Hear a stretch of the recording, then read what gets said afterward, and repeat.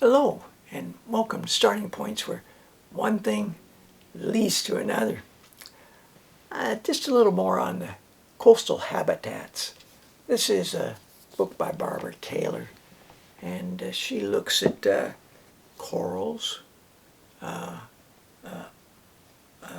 mangroves, where the rivers meet the sea, estuaries, life on a ledge, rock pools, sand dunes, and rocky shores. There's a lot of information packed into that book. The next has information packed into it in a very unusual way. They're pieces of a jigsaw puzzle. And the pieces around the border, I would suspect that person does that first. And they're easy to identify because there's just one focal point in each one. And you've got to match them up with the animal that they are. Sea lettuce. Then once you've done that, you put in a framework piece, and then you fill in the puzzle. So there's lots of little puzzles there, and identifying what that is.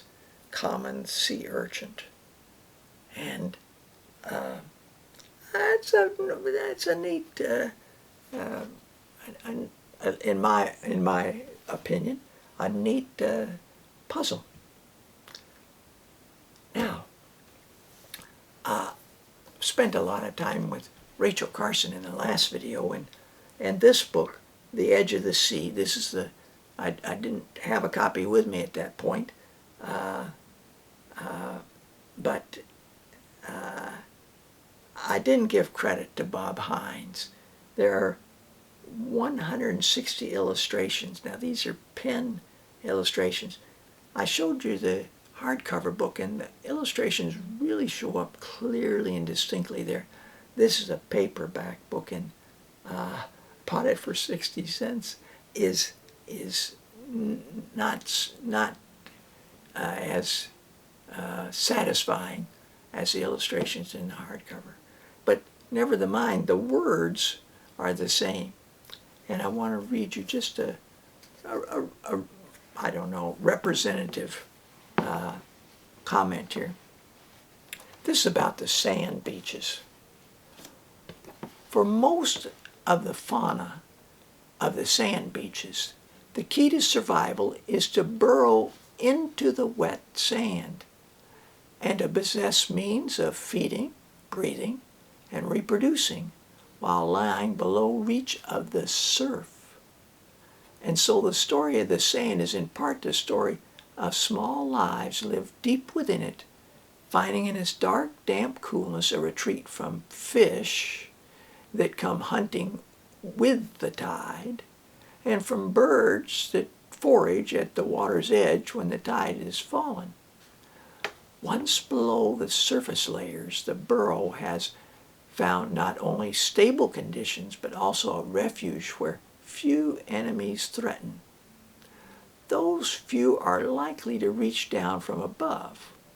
Perhaps a bird thrusting a long bill into the hole of a fiddler crab.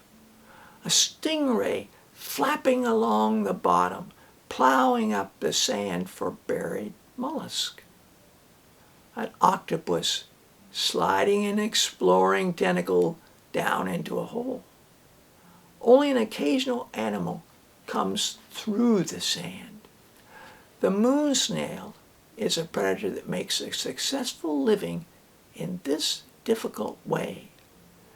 It is a blind creature with no use for eyes because it is forever groping through dark sands, hunting mollusks that live as much as a foot below the surface. Its smoothly rounded shell eases its descent into the sand as it digs with the immense foot, So that design of the shell is makes it easier to go rather than a shell with much rougher surfaces, which many shells do have. On locating prey, it holds the animal with the foot and drills a round hole in the shell. The moon snails are voracious. Young animals eat more than a third of their weight in clams each week. Some worms also are predatory burrowers. So are a few starfish.